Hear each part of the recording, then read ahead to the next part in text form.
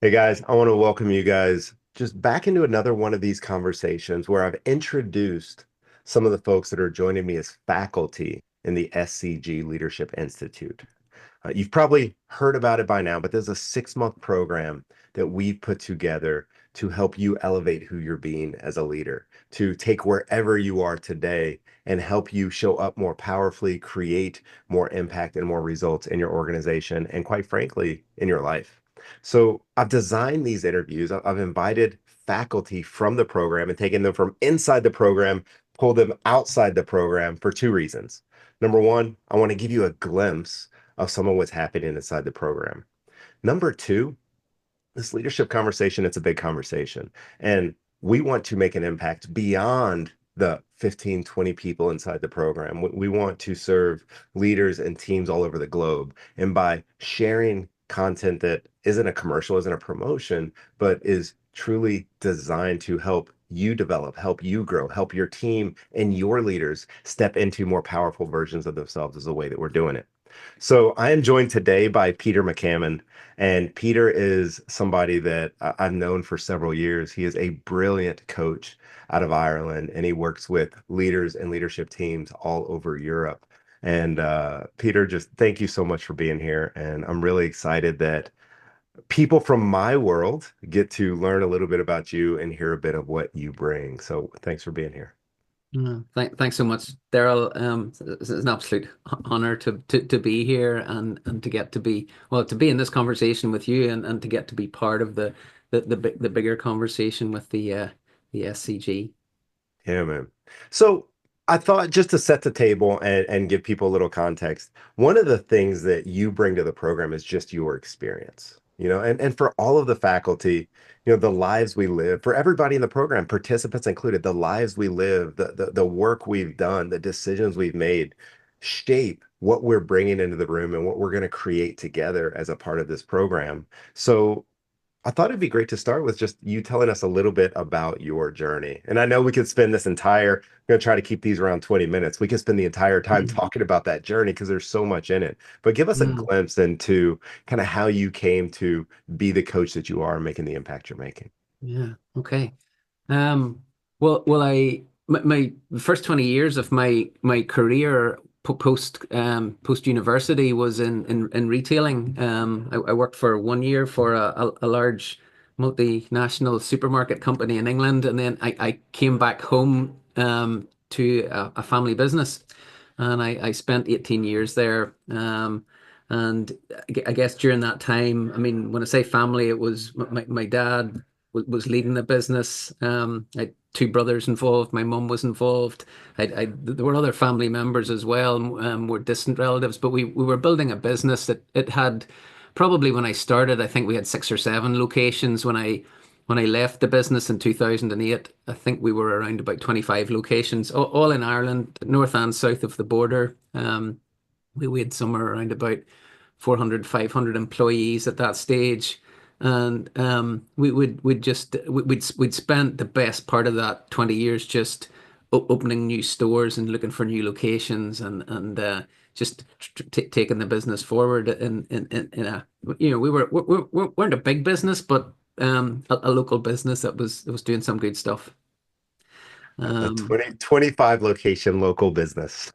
yeah, yeah. Well, so 2006 was the year I burnt myself out, and so I had a pretty significant rub with burnout. That was 2006 when I went over the course of 6 months from probably function at what I thought was the best I was ever functioning to barely being able to pick up the phone. It got to that point where I just couldn't. I wasn't coping with anything, and my system was just it was just saying no to everything. And I found my way to at that stage to a therapist because I had to figure out what has just happened to me. And I spent the next 18 months kind of working my way through that. I never had to stop work, but I decided in the middle of that to leave the family business, and I left in January 2008, having decided I was going to become a psychotherapist. And that's what I did. I spent 2 years training. I spent a number of years in the voluntary sector on the tail end of that training, and then set up a small, just on my own private practice, working with individuals, working with couples on relationships. But basically, everybody was coming because something had gone wrong in their world, and they just wanted to get back to normal, or fix things. And I did that for about 10 years. And then in 2015, I was having a conversation with one of the ladies that trained me as a therapist, and we were having dinner one evening, and I don't even remember what I was saying, but she said to me, Peter, have you ever thought about coaching? And I didn't even know what coaching was. I mean, I thought, well, sports coaching, voice coaching, that was the first thing that came to my mind. And so because of who it was had asked me the question, I went and did some digging. And 2016, I did my first coach training. And from 2016 to 2020, I juggled coaching and therapy. And then a tail end of 2020, I got myself a coach, and decided I was going to be a coach full time. And I've been coaching full time since. Yeah. No, I love that. And I think it's so important because, when we think about leadership, we always kind of see the glamorous side of it or think about the glamorous side of it. But anybody who's really in it knows that there are challenges, there are tough times. We face those moments. And I love that you're so honest and open about some of the things that you experienced as a leader. And you're able to bring that into the conversation and what you do for not only your clients, but also the participants in the program. So I think that's going to be an important piece and really speaks to the kind of transparency, the vulnerability. This isn't just about tactics and strategy. This is about how we're showing up, what we're experiencing, what is our experience as professionals and as leaders, and we get to speak to the heart of that as we grow and develop. Yeah. Now, we're really fortunate because we are catching you right off of a trip to Berlin. So I know you're in Ireland. I know you made a trip over to Germany. You connected with another brilliant leadership coach over there, Johannes, and you all led a full day workshop where you worked with leaders and you covered, I know, a number of topics. But one of the things you talked about was this idea of resilience, clarity, and results, right? This getting really clear and then taking action. So I would love to kind of piggyback off that conversation and ask you what were some of the takeaways, or what would you have for anybody watching this video? What could you speak to around this idea of leaders getting Mm. really clear and from that place taking action? Yeah. Yeah.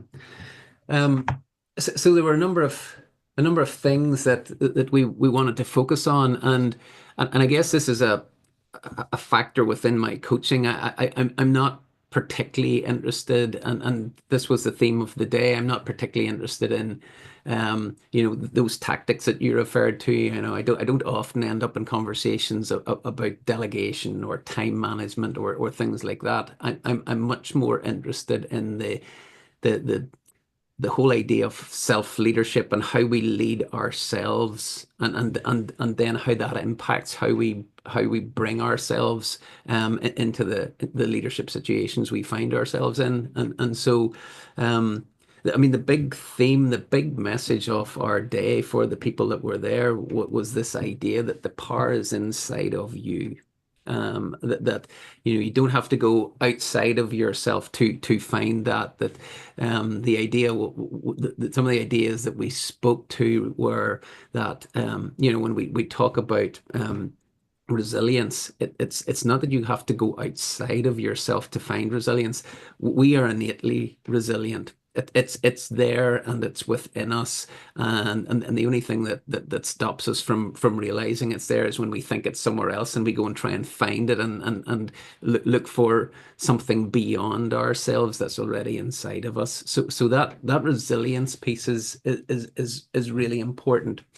And so for people to understand, for leaders to understand that they are innately resilient, can be a really, really powerful idea. Really, well, for me, it's a reality. Um, because it just means that no matter what is going on, no matter what curveballs come at you, no matter what challenges or unexpected circumstances your world brings to you, you have all of the resilience that you need. It's within you. There's nothing that can be thrown at you that you can't handle. So that Yeah. It's a powerful thought. So what would you say is the difference between a leader who really gets that, who can see that they have that resilience in them and tap into that, and the ones who would say, "Oh no, that's not me. I need to grow resilience. I need to gain resilience. I need to figure out how to be more resilient because I don't have that." How would you kind of compare and contrast how a leader who says this is something lacking in me versus mm, somebody that can tap into this truth that you're speaking to, that we're already resilient. We already have that resilience in us. What are the difference in the way those two leaders show up? yeah, I mean, I love your question because you know, effectively the person that thinks they've got to go looking for that, their starting point is effectively that somehow I'm lacking, or I'm missing something, or I'm broken in some way, you know, they're starting on a minus compared to the leader who sees that I am whole and complete. I am whole and complete from the get-go. And to come from that place, to come from a place of knowing that um, the resilience that they need is innate, it is within them, and it's just a matter of accessing that. It's just a matter of seeing that. It's just a really, for me, I know for me personally, it's just a really different place to come from. And I'd say the difference just is um in terms of, I suppose for me, whenever I see that about me, and whenever I am in conversations with my clients about seeing that in them, I just have the absolute certainty that there's nothing that can be thrown at me that I can't stand up in the face of, that I can't manage to navigate a course through. Whereas if I'm coming at something from a place of that I'm somehow lacking or missing something, or defective in some way at a level of resilience, it's just I'm starting on the back foot, and with innate resilience I can stay on the front foot. Yeah, it's so fascinating. I had a preschool webinar yesterday with some of the people who are already enrolled in the program. And this idea of identity, this idea of kind of understanding some of these things and how we see ourselves came up. And we talked about courage, but it's really interesting, this idea of what is the starting place? Because one of the topics that came up in the room is this idea that two people can do the same things, but the energy behind it can be different. Right. Yeah. And if I'm coming from a place of I'm lacking, if I'm coming from a place of I hope they don't find out or can't see that I don't know what I'm doing or don't know the next step or I don't deserve a seat at the table, even if you're saying the same words as somebody who knows who they are, who knows they have this resilience, the words can be the same, but the energy is different. The impact and the results we create from those places is different. Yeah. So Yeah. what do you, if it's true that we already have this resilience you're speaking to, Hmm. and so the problem isn't, well, I either have it or I don't. It sounds like the real challenge here is that I either know that I have it or I'm able to come from this place, this idea that it's already within me, that I am fully prepared and capable for anything that life, the organization, the team throws at me. Hmm. What is if it's already there, what's the real challenge here? What do leaders have to do to kind of wake up or step into this knowing that you're speaking to? Hmm. Yeah. Well, for me, it's I suppose that knowing, it's at a level of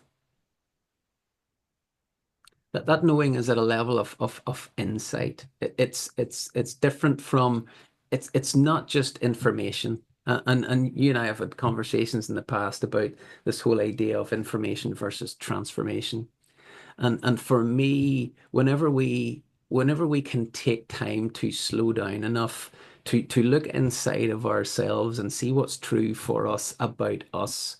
You know, what we were speaking to here, Deryl, is all about for every leader that's listening to this, it's all about the relationship that you have with yourself.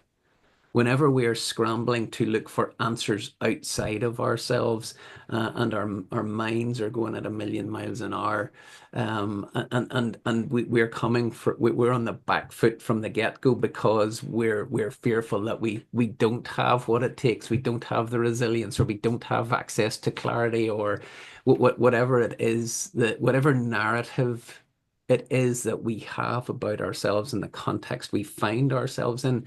Whenever we can slow down, whenever we can establish a strong and a different relationship with ourselves, a different narrative within ourselves about ourselves.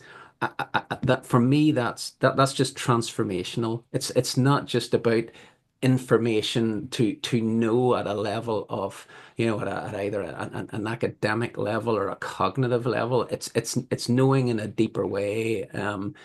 And for me, knowing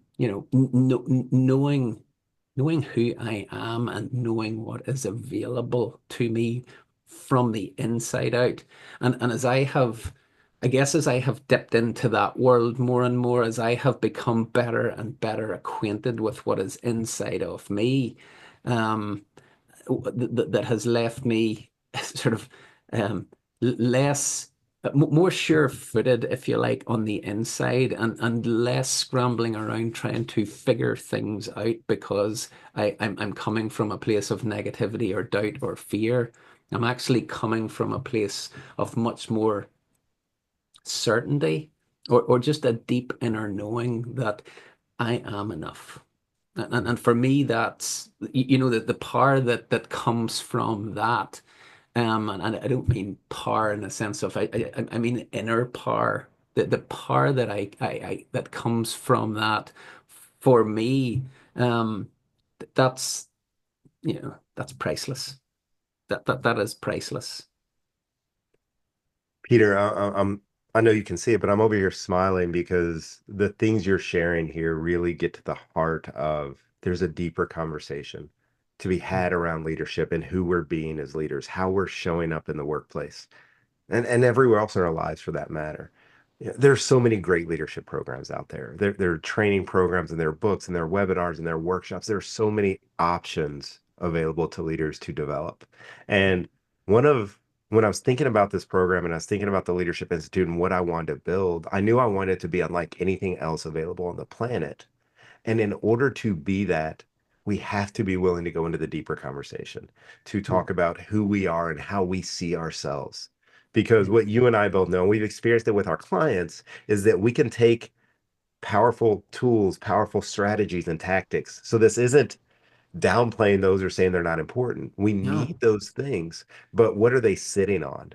And to Yeah. sit on this kind of knowing that this kind of innate resilience, that this innate worthiness um, that you're speaking to here is Mm, something that I'm so looking forward to helping everybody in the room shift. Because if we shift that, everything else we're up to in our organizations gets stronger. Every mm, conversations we have with our people, every project we take on, every deliverable we send out to clients, it all shifts as we mm, shift. And I love that this conversation has gone straight to the depth of what's available to people in their leadership positions and how they're showing up. yeah. I know that. Look, if all this conversation did was plant a seed that maybe I'm looking at this the wrong way, or somebody's seen something that they haven't been able to see before, Mm, and they're able to know that what is this thing in me? What do I and don't I know to be true about myself? And mm, people get curious about that, then this conversation has planted an incredible seed. And as I mentioned, I want to keep these short because you and I could talk about this for hours and hours and hours. And I'm mhm, really excited to have you inside the program where participants can ask questions where, these master classes we're doing, and thank you for being on the faculty, are not going to be 2 hours of presenting or you lecturing. the group. It's going to be, you're going to, we're going to go into some of these topics and then they get to ask. We get to talk about real challenges and real issues and real opportunities in leadership and in our organizations. So all this conversation has done for me is get me really excited about the people in the program having access to you and having access to questioning and getting really curious and exploring some of this innate knowing that you're speaking to so that they can see it deeper, so that they can shift not only who they're being, but what they're doing, what they're up to in the world that flows from that. So, Peter, I just want to thank you for taking a few minutes. I know it's early afternoon over in Ireland. It's morning here in the United States, but I want to thank you for being a part of not only this conversation, but of the SCG Leadership Institute. It's going to be incredible. Yeah, absolutely. This is it's been I've just loved this conversation. Too short, of course, but it could go on for hours, I know. But yeah, I think this just gives a glimpse of the what's available for leaders when they have that different, deeper conversation. So thank you for having me today, Daryl. Yeah, man, this was great. Thank you, and we will talk soon.